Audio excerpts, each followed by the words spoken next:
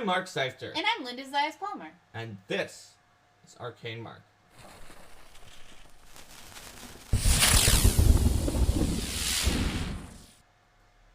Welcome to the show, everyone. Welcome to Build a Nation Workshop. That's right. Based on our past workshop experiences, this nation is clearly not going to end up extremely complicated with a lot of initially seemingly contradictory things going on. I'm sure it'll be fine. This is going to be a basic, simple nation. All right. No, it's not. So, last time that we built a nation or settlement, it was a settlement that had a underwater and on-land component to the settlement. Yes. Salvos. Salvos. So, today we're going to be building a nation. Let's talk about a nation. So, the steps we're going to have eventually, the name, the alignment, the government, capital, population, languages, religions, and so on. But we need, before we can do that, we need a concept. A concept. Were you waiting for one of them to fill in the blank? I thought that you were going to fill in the blank. Yeah, well, yeah. I mean... We need a concept.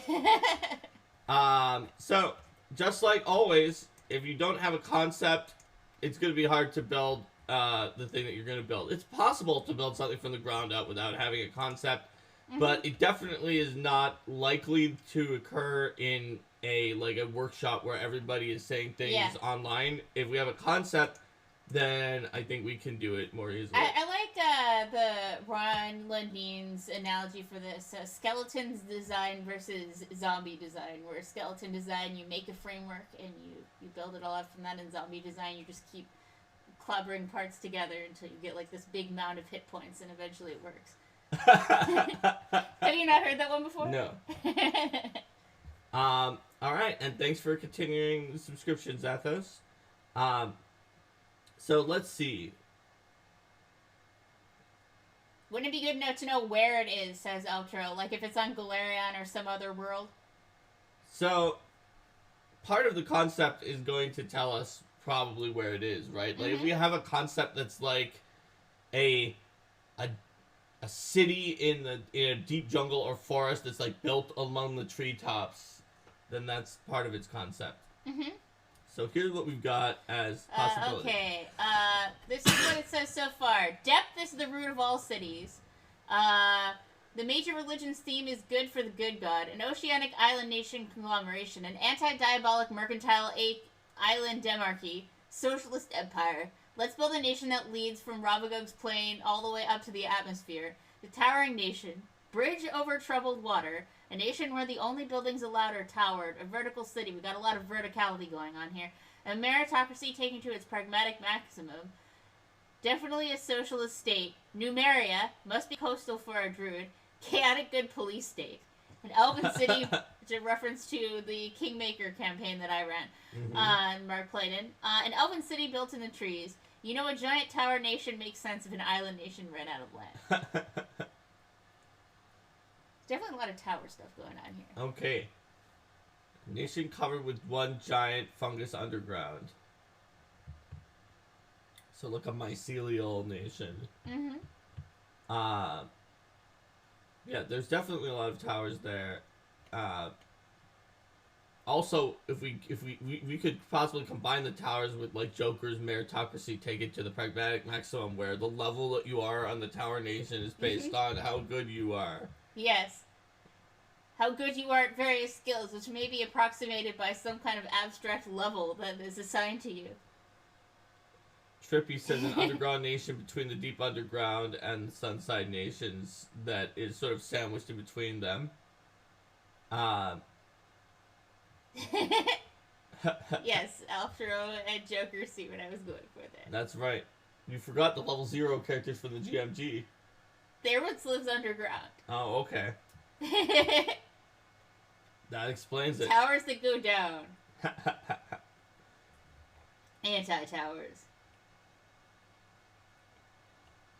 Alright. Well, I certainly think we've got some kind of elevation component going on with this. Whether it is a city with a lot of towers, whether it's one giant tower, Our nation, sorry, yes. A nation that's with a lot of towers, one giant tower, it's got a large number of underground levels.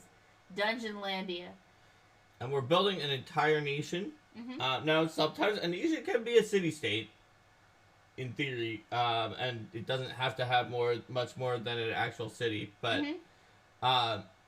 in this case, we built a settlement. That was sort of our city for the Build a Settlement workshop. Today we're building a nation, which could have a higher scope than a city. Mm-hmm. So let's see, what have we got here now? Not sewers, not towers, stewers. Nation full of Zytern towers. Nation on mountain range. Underwater nation that includes the settlement. The fungus saves the anti-towers from draining after every rain. The spirit tree and home to a major population of leshies. Rico says an underwater nation can conveniently fit into most campaigns because no one maps the ocean. Towers on a biggish island with aquaculture for the farmlands.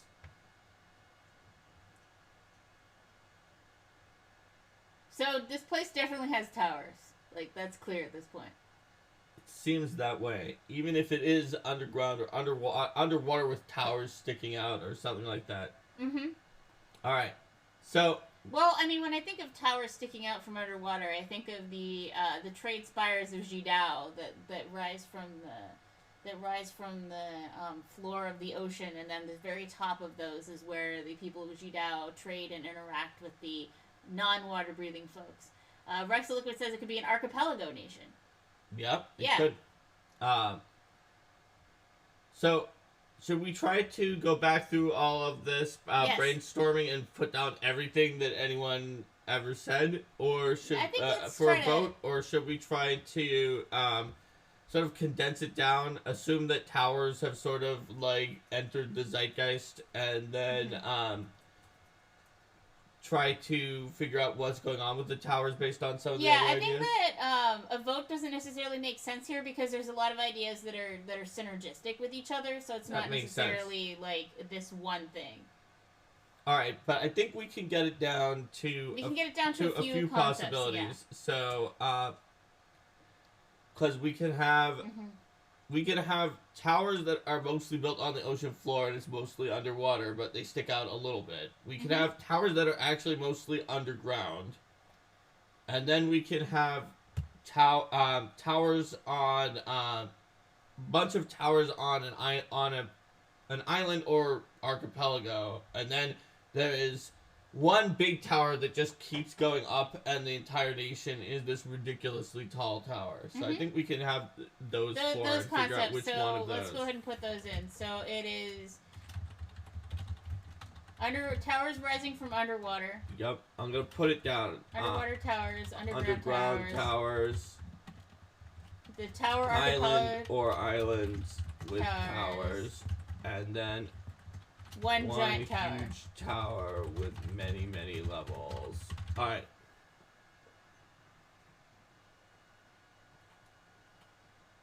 So, vote for which type of towers? 1, 2, 3, or 4? Larry says a tower nation has to be ruled by mages. I mean, I definitely think it makes sense to have people with magic here to explain how they have so many towers, / how such a big tower, / a tower that's underground also, / a tower that's underwater also. Alright. So, a lot of different opinions, but I think 4, 3, 3, 3, 2, 2, 3, 1. I 1. think it's congealing. It's Around congealing 3. around the islands, Yes. or islands with towers. Okay, so an island, or let's say it's an archipelago nation with one big island that is like the main island, and there's towers everywhere. And that nation, and then that big island has the largest tower. Yep. It may even have multiple towers. Like I think was it Joe's idea about a big island that has aquaculture. Yeah. But I'm saying that there's probably like if towers are so important to these people, maybe they have like their capital tower or whatever. So I think before we go any further, we need to figure out why do we have so many towers? So do we have towers because of the fact that there's like a weird low-lying gas that the people don't want to be breathing in, but that's fine for agriculture, and so we build the towers up so that we can live on the towers? Do we have the towers, Laurie says, to shield from the winds? Do we have them to gather a resource like magic or wind or light?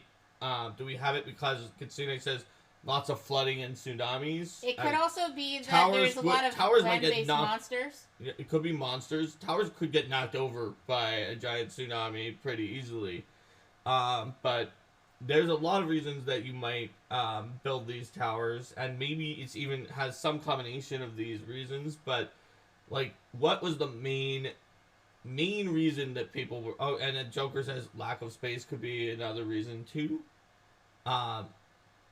Rico says lighthouses to warn about the treacherous reefs. Larry says they want to reach the sky. These are all good reasons. So they're under constant construction. Used to be a floating city that got grounded somehow. That's really interesting. So this is a lot of good ideas for and Rex says astronomy projects to be able to see the stars. Mm-hmm. So this is a lot of good ideas. I'm guessing that in order for it to not just be like the capital has this tower and some other towers, but to be like really every island has towers. Mm-hmm. They need to have some kind of. They probably serve some purpose, even if also this culturally led to things like they like astronomy because they have a good point at it. Laurie says like if there's a sky city nation that got cursed to live on the ground and is trying to re-reach the sky by building towers. Mm-hmm.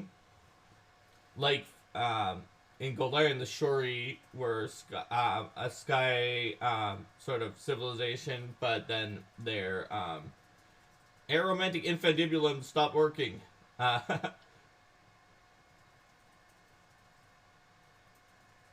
Kamalak says the tidal range covers the entire land on some of the islands, but there's also a precious resource, so people live on the towers and they come down to gather the resource during the low tide. Alright, so these are all some pretty good reasons why and Joker likes the tidal range plus resource. Yeah. So, why don't we combine some of these? So, in this nation, there is a massive tidal range throughout all of these islands, and it is what caused them to not be inhabited for a while. There's just tons of elemental water power. There's dangerous sea monsters, but they can't come on land, but when the tidal range sweeps up over the entire island, then they're there. So monsters are a threat too. And this people who are the descendants of a skyfaring civilization, it could be the Shuri if you're using it in Golarion, realize that by building giant towers that they could live here. Mm-hmm. And the monsters, whatever they are, they don't knock down towers or whatever. They want to eat people. They're not just going to arbitrarily destroy a tower. And maybe if you had like a sky city that had crash landed in this place, that could help explain why did they why did they choose this particular place? Why did they find it in the first place? Because they were hunting down there was people hunting down the remnants of like a lost city. Mm-hmm. And then people from another city hunting down the remnants of the lost city, and then they are using some of this old magic and these old parts was a part of their initial construction. Yep. And then they're aspiring to the legends of their ancestors. And they might have had like stories of the resources that were here were used by their ancestors to create flying cities, the rare resource that they knew was one of the ones that had been gathered, but how are we going to gather it here? And so culturally, we could add in some of the other ideas that they're interested in astronomy and astrology, and that they have big towers that help them really see the stars.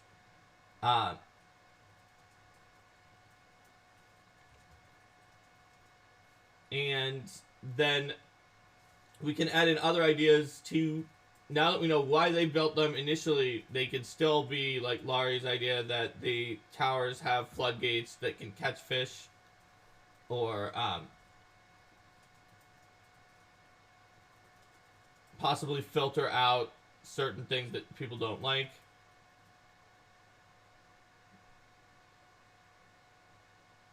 And kelp and seaweed that can be dangerous when wet but valuable when dried, Rex Liquid says, and with lots of crabs that like to eat the plants. Joker points out they would be excellent seafarers because they are so familiar with astronomy that it helps them navigate, and they're familiar with the sea, and they come from this really elemental water-rich place with all sorts of ridiculous tides that sweep over all the islands, and so if they can sail in this area, they can sail in most areas pretty easily. I could definitely imagine in stories taking place in another nation where it's like where people are like, oh no, we have to like. There's this great sea monster. No one's gonna take us with us, and then you have like this grizzled old pirate, and then you hear the rumors that like she's from this nation. She's got this. That's right. All right. So we got our concept. Now I think we can go through. So, what is the form of government of this nation? That doesn't mean the government of a particular settlement. That I mean the entire national government. And it may be such a loose confederacy that it doesn't have much of a national government. So Laurie suggests a mage tribunal. So is that that's like a council of like the top mage from each of the towers that meets at every particular time? David Nielsen says republic, which in theory a republic also you elect representatives to go make decisions, which could be similar with the elected, but with elected wizards, we don't know where the Mage Tribunal was decided. It could be elected. Aboleths could be some of the dangerous sea monsters. Joker Play says it could be many small princedoms with tribal councils sort of binding them together. Zathos says it could have a committee of the proletariat. Kitsune says there could be a demarchy between the Mage Tribunal. David Nielsen says it kind of reminds him of Venice. So if it's like Venice, then it could be a republic, but it could also have like a doge type figure as well. So yeah, there's a lot of possibilities here. Let's see.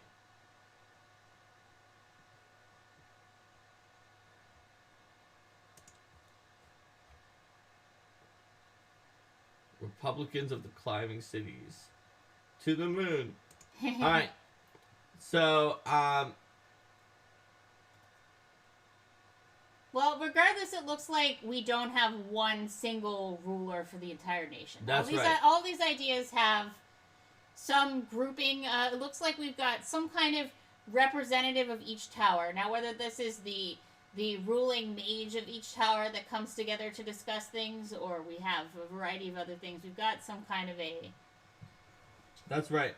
So, it looks like the nation structure, at least in a lot of these, is there's some kind of ruling council that may be elected by, like, if it's a top mage, elected by the other mages. It's unclear who, quite yet, who elects and how, but there's some kind of ruling council that's probably mages. And, using the demarchy idea, the mages... I mean, they know about magic, but they're not going to make every day-to-day decision, so there may be other smaller groups that decide about different topics as well.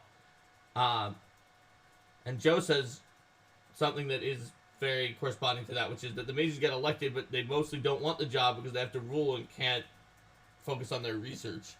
So they definitely would want to appoint these other smaller committees to handle certain things.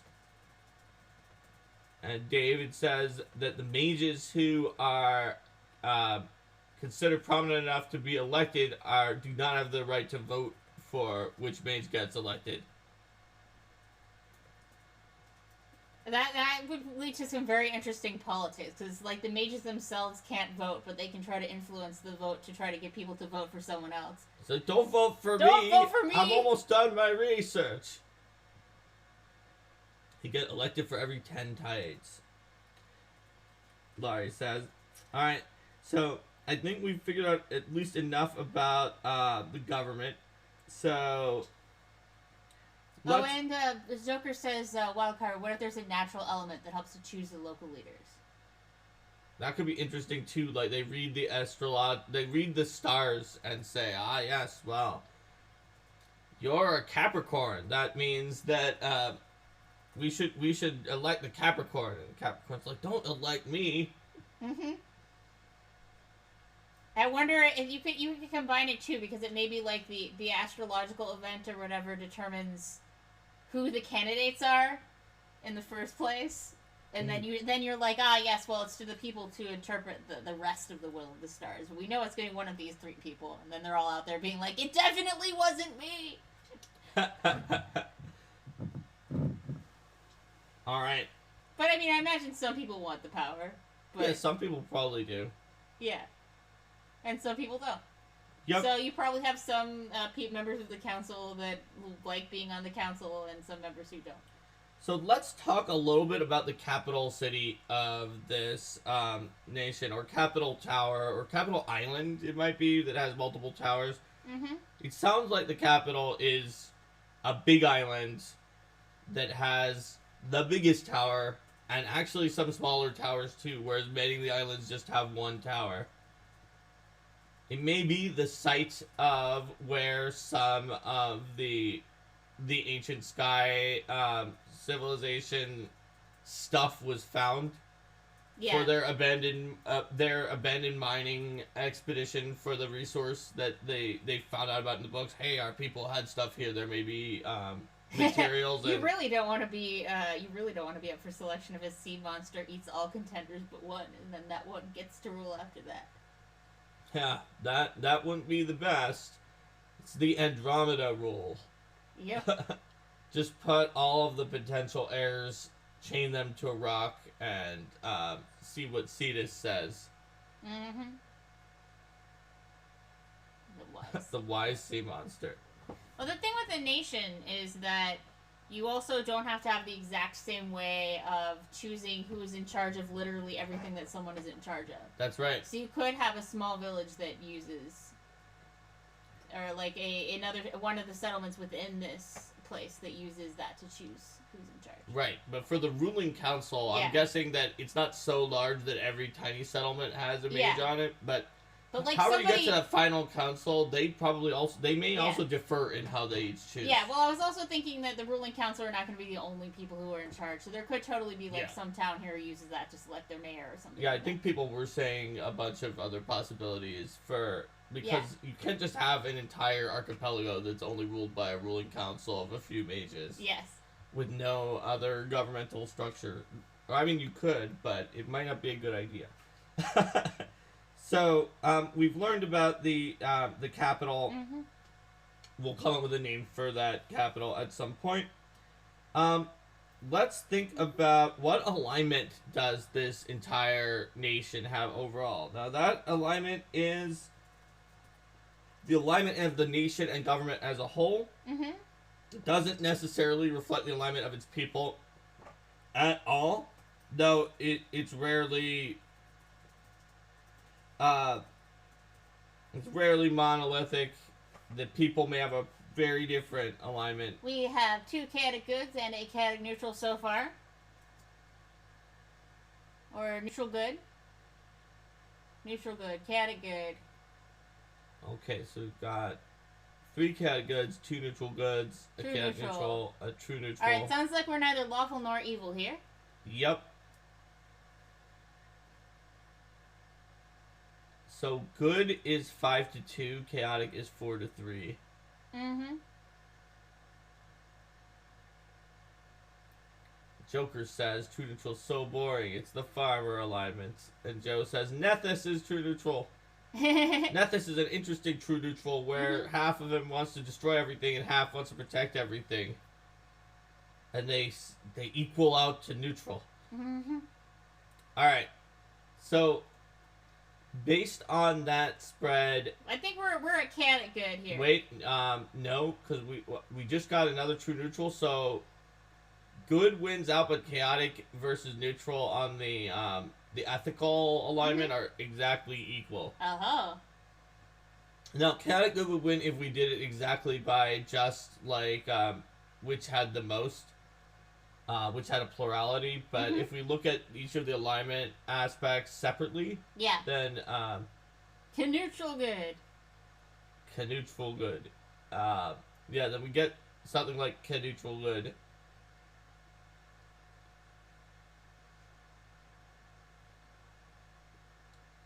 So we could decide between chaotic good. I think we actually have neutral. Maybe the type. No, it's four. Yeah. It's four neutrals. Well, and there's four two. chaotics. One person voted twice. Oh, who for did? chaotic good and neutral good. Oh, right. It was an or neutral good. So good isn't as far ahead as I thought. Yeah. But those cancel out. Yeah. So then we've got. It's still chaotic, equal. Chaotic, neutral, Yeah. So. Let's see. Joe would be happy with neutral good. We could also do the tiebreak, which is of the people who picked an exact alignment, more of them picked chaotic good. Yeah. And Numbat says chaotic neutral, which I think since the one person who voted twice makes it now exactly even on everything. Oh, but T-Dub said neutral good. Okay, so now it's even an equal on the tiebreak between neutral good and chaotic good, but it's not even on the good. Yeah. So we'll roll a die. Do. All right, it's chaotic good. Chaotic good. I roll a d6, and I was going to do beginning of the alphabet versus end of the alphabet, and I roll a 1. The alignment of the nation is chaotic good. That doesn't mean that there can't be individual islands or organizations with different alignments. Yep. The alignment of the nation's government is chaotic good. It's so chaotic because the people who are actually at the High Council don't necessarily want to be on it, and are not necessarily focused on maintaining their position on that council. Yeah, you don't have so but much that doesn't mean power, that all the people are chaotic. Rex Liquid's Island City could be lawful neutral, and that's fine. And even you could say that the most of the populace is neutral good, but just that ruling council of mages is more chaotic than government and the nation and in its international policy are more chaotic than the people themselves actually are. Yeah. Just because of how it works out. All right. So what's next on our list? So next on our list, so we could think about whether it has other traits and also the name of the nation and the capital. It probably doesn't have other traits, like the elf trait. Yeah. But it could have traits if it was extremely into one of those traits, like the organizations in Lost Omen's character guide have some traits like academic or whatever it was. So you may even have one of those traits, but for now, if it's missing a trait, it's not a big deal. Yeah. And we could add it later on. Let's talk a little bit about the population. We had a couple suggestions here, like the leadership council moving from island to island along with the rulership. And that's interesting. And having portals. Or it could be in the capital, in the capital too, in the really big tower. And there could definitely be portals. So population, we don't need numbers. Just we need what are the most common ancestries around. For example, in Andoran, humans, halflings, kobolds, and dwarves are the most common. So kobolds are actually more common than dwarves. Whereas in Rahadum, nothing other than humans stands out. We have a suggestion here to have Aasimar. Laurie says Aasimar since they descend from a sky city. Maybe Sylphs since they descend from a sky city. That's me though. Nobody said that. But since Sylphs are like air based and we're talking about the air. Also there's a very elementally water area, so Undines could be a possibility too. Which also nobody said. So we have suggestions were we have Aasimar, Uruxi, Aasimar, Gnomes and Uruxi. Merfolk and Fish Dudes, Sylph, Undine, an enclave of Nereids. Joker points out not a vast majority, but an enclave of them. Mm-hmm. Laurie says goblins. So we have Aasimar. Do we have? I see Aasimar, Sylph, Uruxi, Nereid, Undine, Merfolk, Strix, and goblins. Rex Liquid says at least one island worth of elves. Mm-hmm. Well, elves can adapt to a lot of different environments. Are there humans in the settlement, or does this? I think that they were just telling us the other ones. Yeah, well, I don't know. Maybe. Well, but because those Aasimar are humans, and less people are saying otherwise necessarily. Laurie says no humans. Joker says Aasimar's numbers are usually not big enough to show up on the demographics. Well, I guess it depends on like were these sky cities also like blessed by the gods or something. That's where I would see Aasimar. Also, we need to decide whether it's in Golarion, because a couple people mentioned Strix, but if it's in Golarion, it definitely cannot have Strix as a major group, because they literally only live in a very small area that this is not in, because it's on the water. Whereas if it's on just some other world that has a different version of Strix, it's kind of tricky, because Strix are a very like Golarion focused ancestry, that like their entire story and how their demeanor is based on their treatment and the way things are in Golarion. But we can imagine another version of Strix that is not the Golarion Strix. And that version would definitely be a good fit here, because they could fly around. Yeah, well, towers. I guess they would kind of have like the stats of Strix, but they would have a different story. Yeah, I think that's right.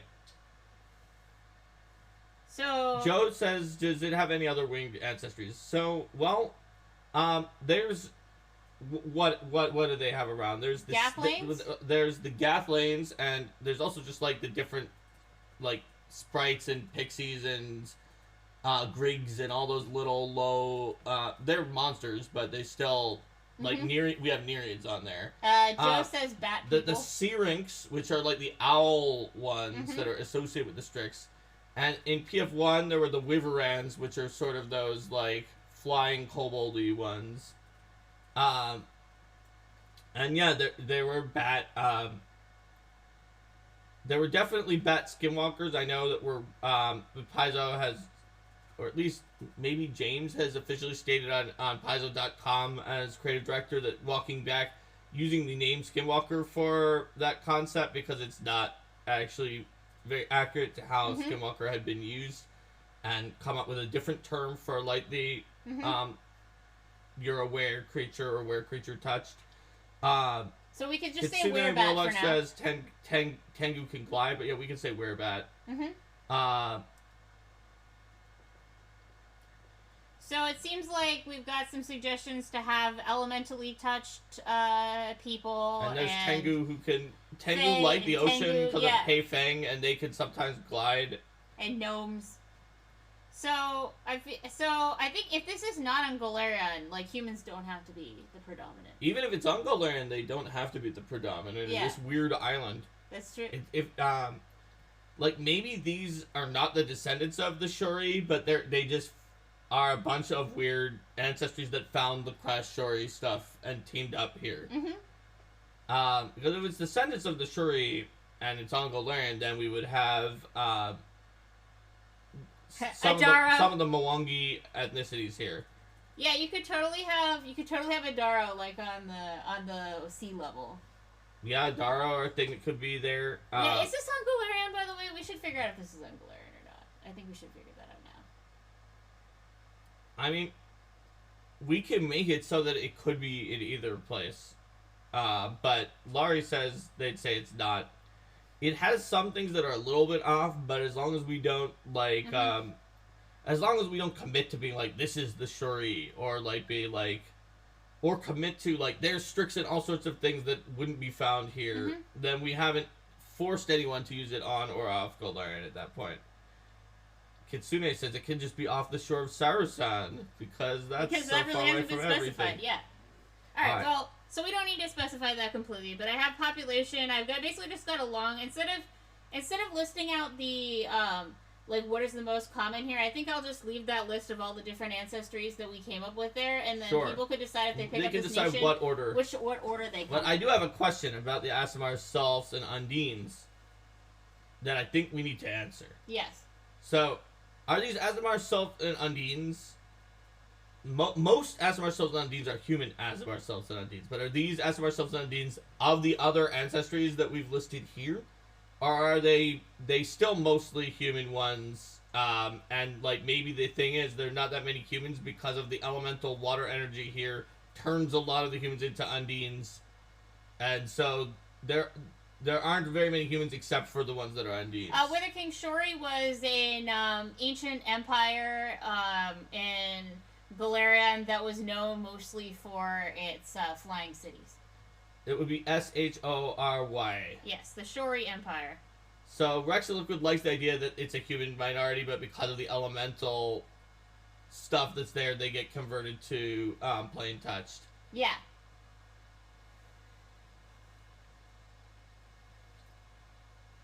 And also, like, you could have both, right? And Joker points out humans fit the story of a fight against the elements, too.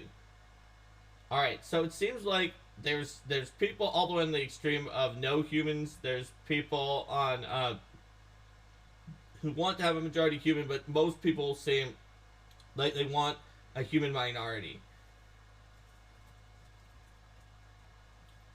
And we still have merfolk, and we still have the plain touch, and we've got all sorts of different and ancestries. We got Fae, and we've got all sorts of stuff going on. Fae. Everything. All right, so let's go to languages. I think we can figure out, based on who lives here, that the common languages are going to be Aquan, Aran, Sylvan. Aran and Sylvan, yeah, definitely. And maybe not Taldan Common. It might even just be some other regional human language. Well, I mean, Common doesn't necessarily... Just like Common means Tien in Tiansha, Common is just like some kind of It's a continent's common, though. Yeah, it's the continent's common. It's possible, if we want this to be if it was the Galarian version of itself, it's possible they don't have Taldan, but they have Mwangi because of the... They may have, like... Yeah. Shuri descendants plus, I don't want to get this wrong, but one of the, I think it's one of the Mwangi ethnicities, I think the Banawat, have like a wave touch situation where they have a trait where you are really touched by water. Yeah, I think it's the Banawat. So it could be that it's Shuri Seekers and Banawat, being there, as well, and then they would have Mwangi. But we should probably not put a specific Galarian one. We'll put common. You can replace it with a human language that makes sense. And then Joe's asking, is Draconic still the basis for the Arcane tongue? So Draconic is definitely... I think the only time that it was like definitively the language that the spell books all used was in D&D. But certainly it is used by many arcane casters as a topic of study. So Draconic could be an interesting one to include as well. Yep. Maybe they have to deal with sea dragons. But to be in the language here, it has to be a very common language, so we should consider which of them are on. For example, Andoran has only Taldan, despite the halflings, kobolds, and dwarves, and Rahadum has only common and Osiriani. Despite the fact that Rahadum has a pretty significant population of the... we've got a name suggestion. Skybreach. Skybreach. That's a cool name. That's a cool name. I'll put that at the top. I want to get this right. I think it's the Mauxi. Is that... Yes. Yes. It has a huge population of the Mauxi. They're not as common as the Garundi are, but they are a very interesting and somewhat different Mwangi group that are pretty common there, and they still don't get a language listed there. So we probably don't list every language anyone speaks, but like the main governmental languages. Yeah. And Joe says there could be dragons that act as advisors to the Wizard Council. That's totally possible. I could see Brine and Cloud dragons being the primal dragons from Pathfinder First Edition, Bestiary 2, being. We went offline for a moment because this popped. Because the. Oh, okay. So. The power popped out. Sorry, everyone. So I was talking about it could be Cloud or Brine dragons. All right, there we go. The power is back. Yep. I have the power. The power. All right. Yeah, they're exactly. Their common could be. The common could be Mwangi. All right. So we've got languages. What about religions and philosophies prominently practiced in the nation? If it has a state religion, that's indicated in parentheses following that religion. If it's prohibited any religions, those are listed in a prohibited entry. For example, Rahadum has the religion's law of mortality and prohibited all divine. Gazra is just suggested here. Gazra makes a lot of sense. Gazra is a very, very reasonable choice. The New Ocean is located on an archipelago somewhere, which may or may not be in Golarion. That's right. But we still could pick some of the Golarion deities.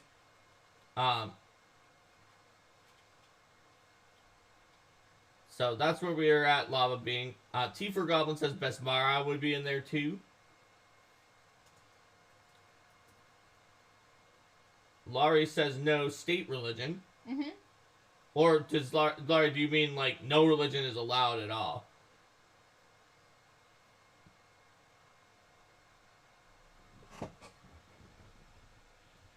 Prohibited Genshao. I'm not sure who Genshao is. Genshao is... no state religion. Genshao is sort of one of the more obscure Imperial Lords. Is ignorance, placidity, and simplicity. Breezes still and ripples cease. Goes around smoking with people.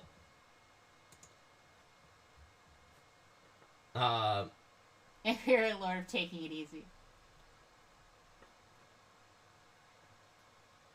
Each island having their own local animalism-based religions, and there being one governmental religion like Gazra, Azata. Also, like, Nethys could be in there because of the Mage Council.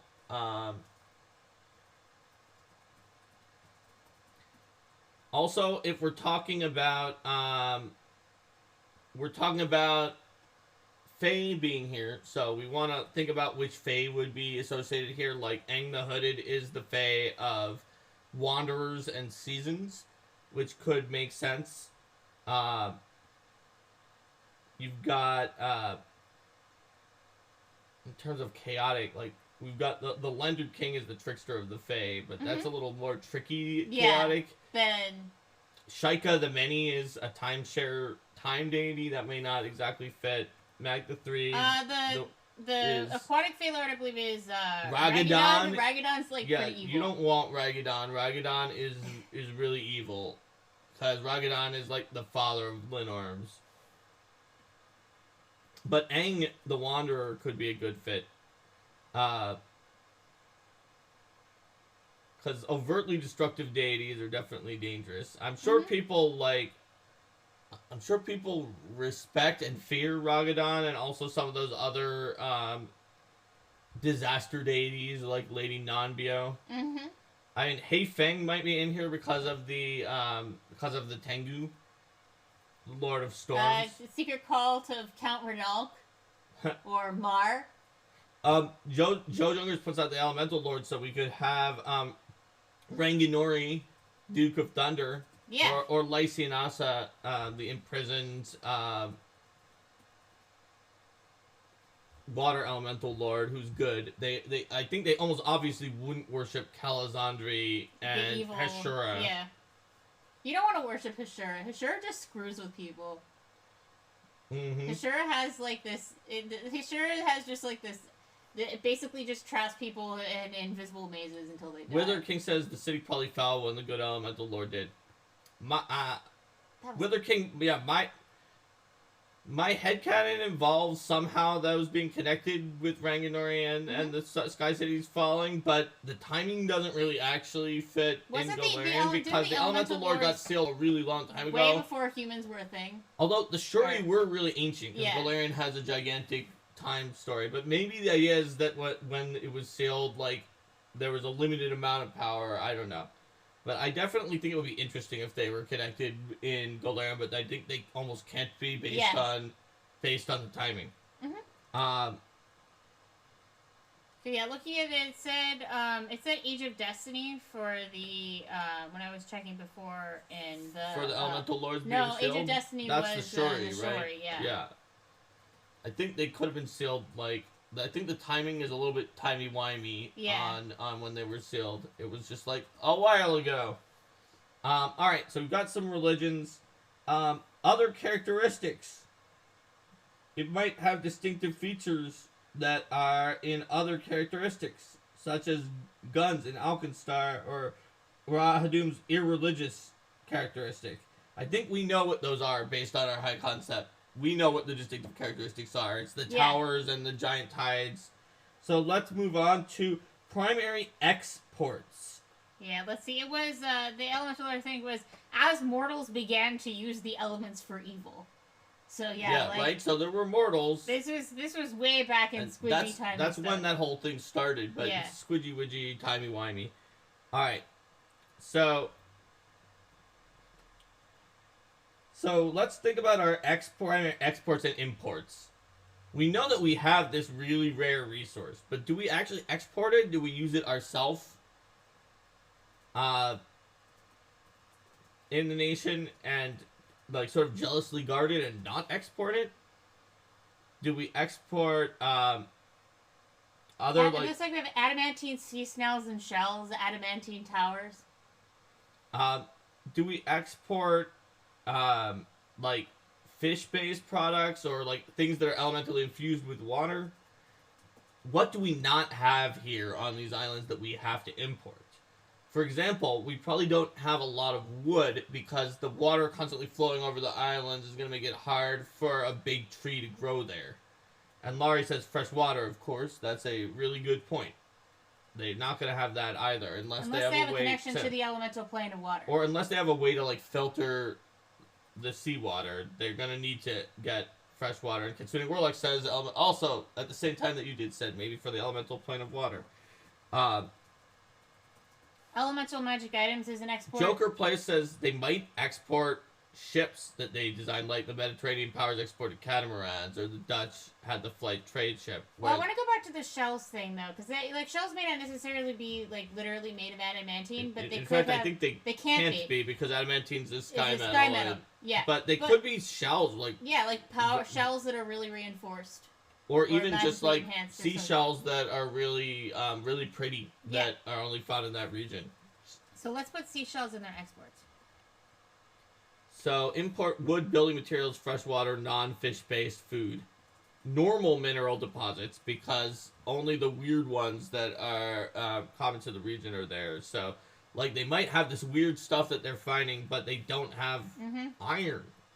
For instance, that's probably why Joker Plus has building materials. Well, I mean, magic items are pretty valuable. So an economy that's like we export like these pretty shells and fish and these and magic items, and then we import lots of stuff. Laurie says maybe they build with the shells because they're so reinforced. And maybe there's like a type of really famous now to them elemental water creature that's not in the bestiary that has these shells, and they abandon them during their growth phases, and they leave these big, really sturdy shells that you could fight one of them for their current shell, but you kind of just want to find the cast-off shells. Yes.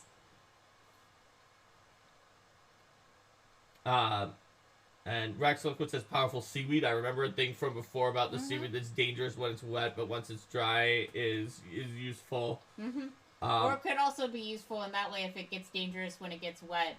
If it's sort of like, you dry it out, and then you can set up like these alchemical explosives or whatever. Joker says there's one other thing that they can harvest right after the big flood.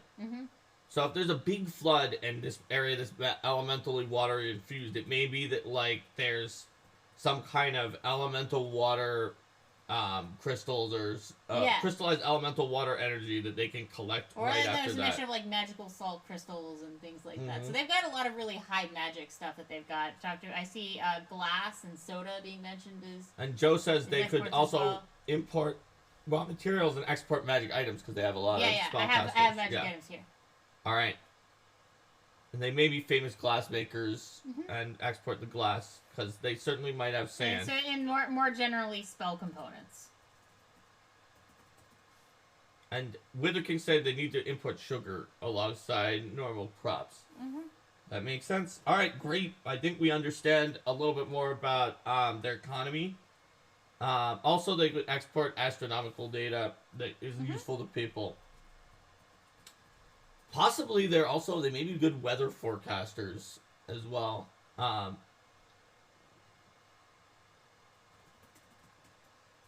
Joker Plays says, think about it as a military. It's possible that they have really good Marines going from land to sea that you could hire as mercenaries.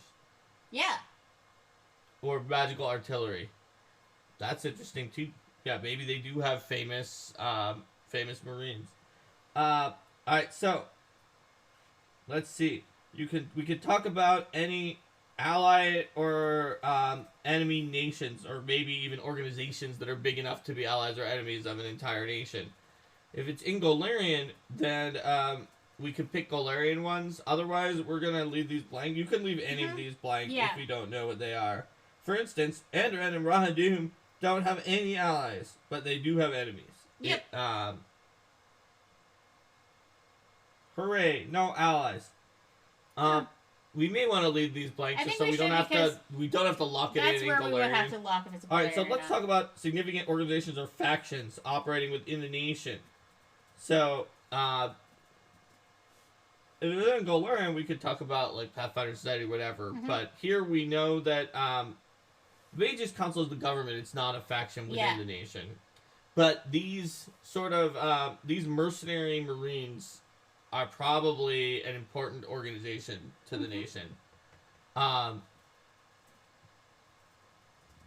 Mercenary Kitsune Warlock says they could be allied with Brine Dragon Nation of Merfolk.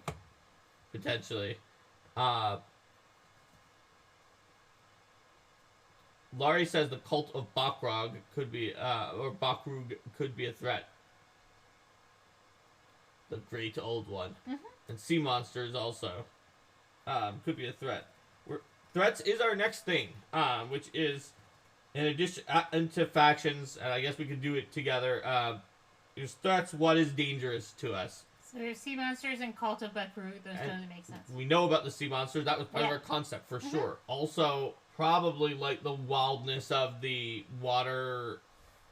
The wildness of the water aspect here with the connection to elemental plane of water is a threat, but they built the towers to mitigate that. Yeah. Wither King says there are probably some factions that are based on the more water aspects lower down, and some based on the flying and aerial aspects. Roaming sea pirates. Roaming sea pirates is clearly could be a threat because you could cut these islands off from each other. Yes. There also might be a faction that is a faction that's very tied to the astronomy or astrology. That's like a separate, smaller faction. Lava Being says a volcano cult could be a danger because in any of these island chains, you often have active volcanic regions around them. So that could be a big problem if you live on a giant tower. Volcano cult. So Mercenaries and the Astrologer / Astronomers Guild are organizations or factions. Threats are sea monsters, Cult of Bakrug, roaming sea pirates, and a volcano cult. Yep. Could be Lady Nambio even. So let's see. Significant NPCs. I feel like we should still have we have the Mercenary Marines, we have the Astrologer Astronomers Guild. There's probably some kind of mercantile organization though. That's true. Almost certainly. So I'll just go ahead and put in mercantile organization and mage organization. And this the mage organization not being the government specifically, but like some kind of research body. Wither King has an interesting idea too of like maybe one of their threats are actually dwarves and Duergar who want the minerals. But Laurie says there could be like guilds of fisher folk that are in there because fishing is so vital to their like their lifestyle in the food. Anything else is imported pretty much. Yeah.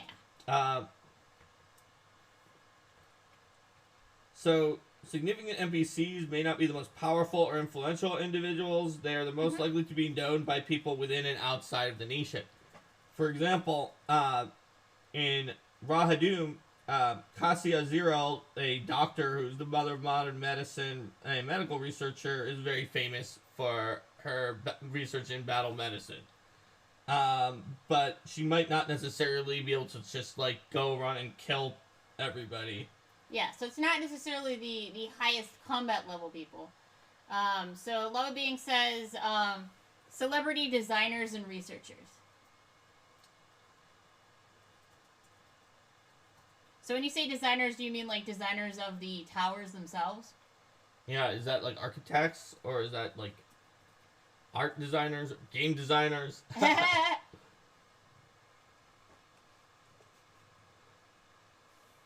Wither King says Aboleth might steal citizens. Joker Plays says there could be a Maui-like trickster figure. Kitsune Warlock says there could be a famous almanac author like a Tengu Ben Franklin.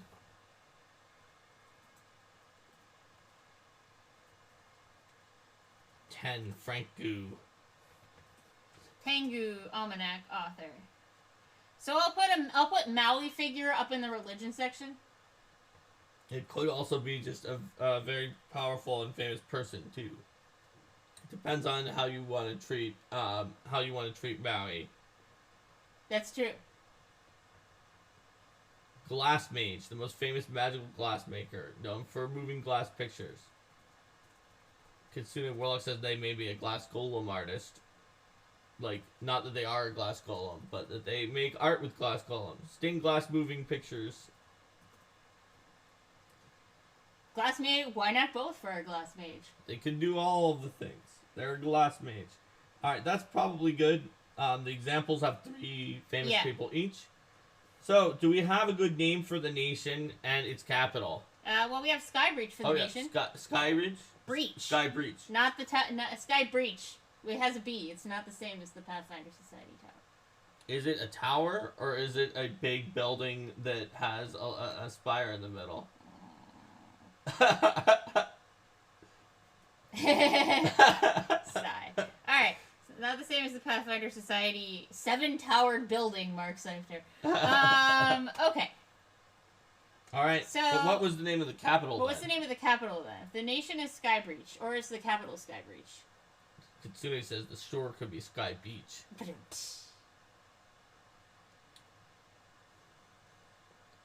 T Forgotten says Cloud Tier could be the name of the capital.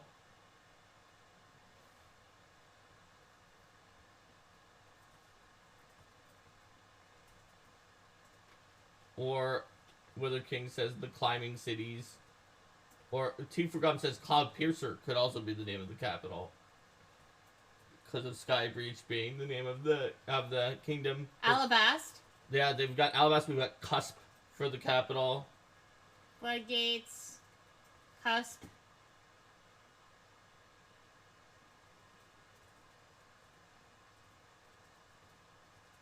Also, Cloud Tier may have been Cloud Tear, and I just pronounced it as Tier.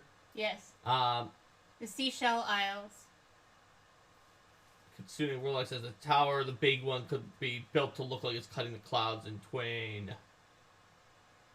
Torim. Astral Waters. Like a bridge over astral waters. We will cut the clouds in twain. So, it looks like the nation names were Skybreach, Seashell Isles, and the climbing cities. Mm-hmm. And the capital names suggested were Cloudpiercer / Cloud Tear / Alabast / Floodgate / Cusp / Term / I think Astral Waters was actually a... No, that's a capital probably. Skybridge. So what do people think? Dark Tapestry Kingdoms. Hee hee. let's see. I don't think that one quite fits with the chaotic good alignment. So can you grab the capital ones and put it in chat, and then we can... Yeah. So there's more for that. Alright, capital ones indeed. Capital. Capital idea, old sport.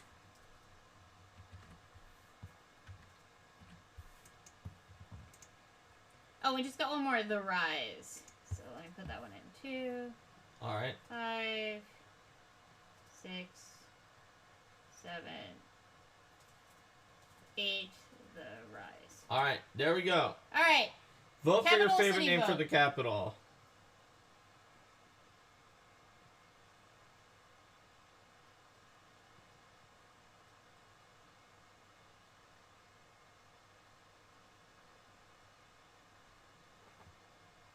Yes, capital.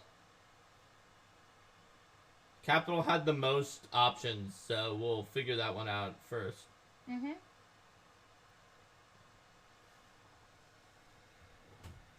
One, 7, 3, 6, 8, 8.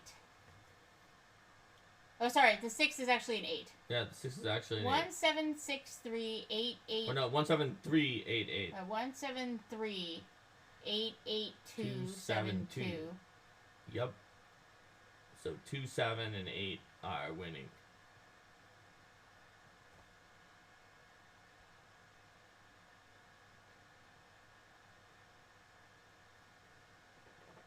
Any more votes for 2, 7, or 8? Or are we going to have to roll off for those? We can roll off. So, there's another one for 7. The 3 changed to 2. Okay. Alright, 2 and 7 are in the lead now. That's right. I mean, there could be a way to combine some of them, like Alabaster Rise, but that combines 2 and 8 and not 2 and 7. Mm-hmm.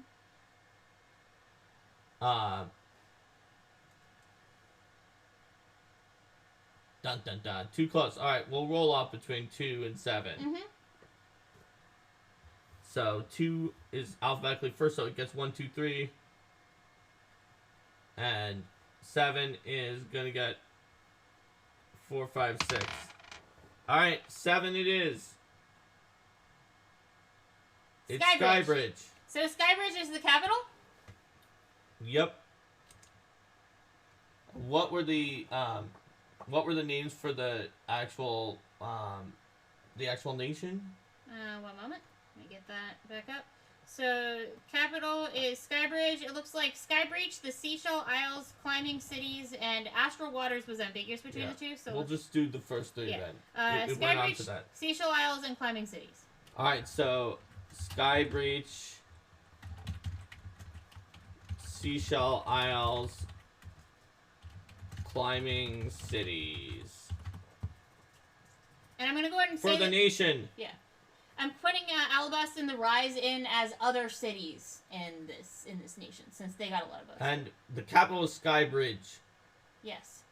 So if the name of the nation is Skybreach, depending on people's accents, it's going to be hard to distinguish the two of them. But Skybreach was the most popular name from before for the they could also be.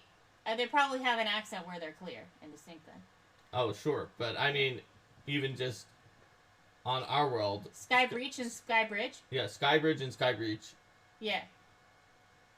Alright, 1, 2, 1, 2, 3, 1. Alftro says Quebec is the capital of Quebec. Yeah, but in that case, it's supposed to be the same. Whereas here, Skybreach and Skybridge are actually very different ideas that just sound really similar. Mm-hmm.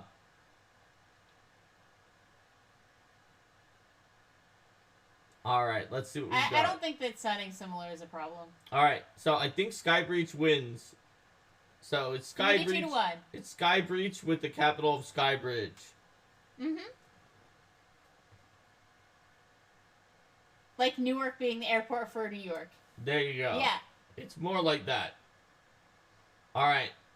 So, there we have it. We've now built an entire nation. And I'll go ahead and put in the caveat that I always do from these things. If you prefer the name that you have for this and you decide to pull it into your game, there's nothing stopping you from using the names and the details that you want. This is just building as a workshop, and if you use it in your own game, you're obviously welcome to adapt it however you like. That's right. Mhm. You can have your character in your version. If you put this in Golan, in your version of Golan, who says, "Well, I'm from Skybridge and Skybreach. I went to Absalom so that I could go to Skyreach, where I would become a Pathfinder." Yep.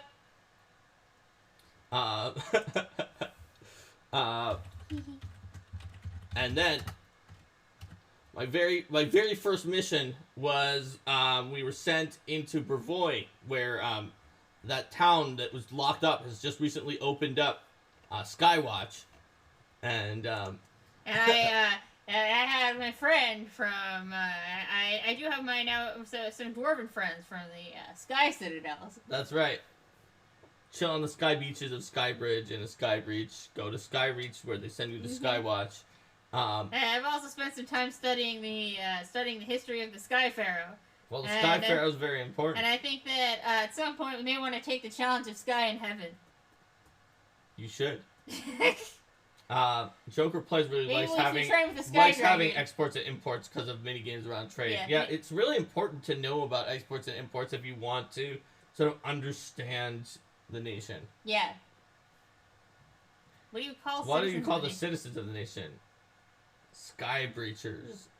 Reachians.